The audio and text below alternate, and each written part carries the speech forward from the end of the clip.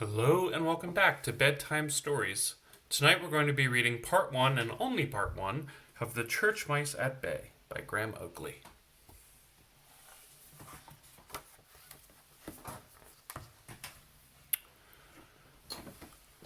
One July morning in Wardlethrop, a few of the vicar's friends had gathered outside the vicarage to see him off on his summer holidays. When the bus had gone, they chatted about the new curate who was coming to take over for the next few weeks. There wasn't much to say because no one had yet met him, but they all hoped he would be a nice, quiet young chap, like the one that they had had last year.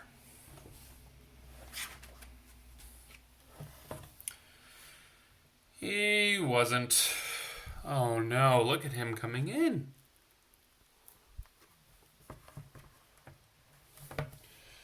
But Humphrey the school mouse was very impressed with him. The rest of the church mice and Samson, the church cat, reserved judgment. Later, they all went back to the vicarage to see how the new curate was settling in. Humphrey was even more impressed. Everybody else was non-committal.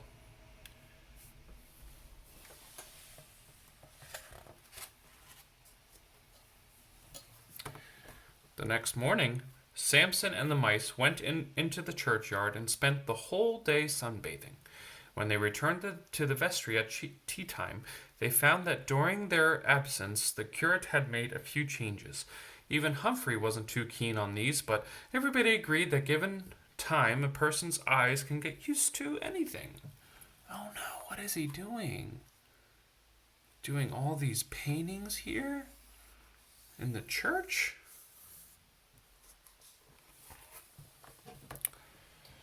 After tea, the mice usually sat under the surplice cupboard and listened to the choir practicing nice hymns like "From Greenland's Icy Mountains." It seemed that the curate had made a few more changes. Humphrey wasn't too keen on these either, but they all agreed that given a time, a person's ears can get used to anything.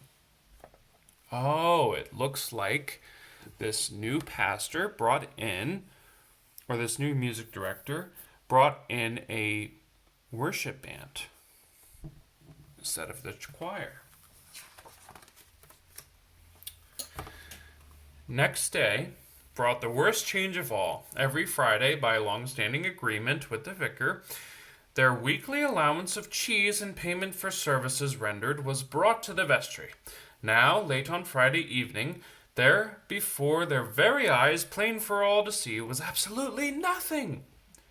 They were thunderstruck, and this time they all agreed that their eyes and ears were one thing, but a person's stomach was sacred.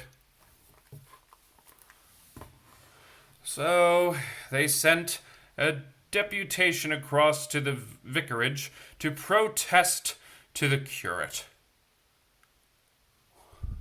who's playing Onward Christian Soldiers on a sitar. That's what this instrument is called, I think. Maybe I'm wrong. Unfortunately, he was terrified of mice, and their visit made him quite hysterical. He told Samson that it was a church cat's duty to catch church mice, not to hobnob with them, and if Samson didn't do his duty, he'd find a proper cat who would.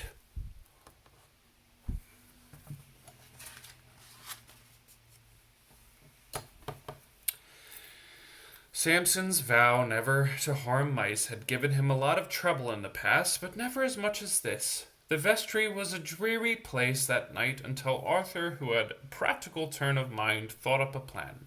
It was very simple. When the curate next appeared, Samson would pretend to be catching the last few mice. After that, they would hide, and the curate would think they had all been caught. The plan worked well. It didn't solve the cheese problem, of course, but the mice were prepared to change their diet until the vicar came home. From Samson's point of view, however, the plan had obvious drawbacks, and he infuriated the mice by thinking up a new one.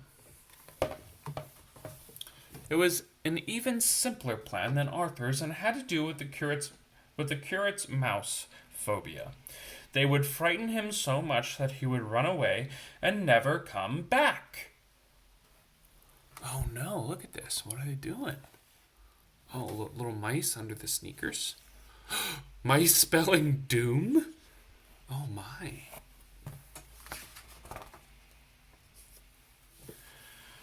It would have worked too if the mayor hadn't been driving past in his brand new Rolls Royce.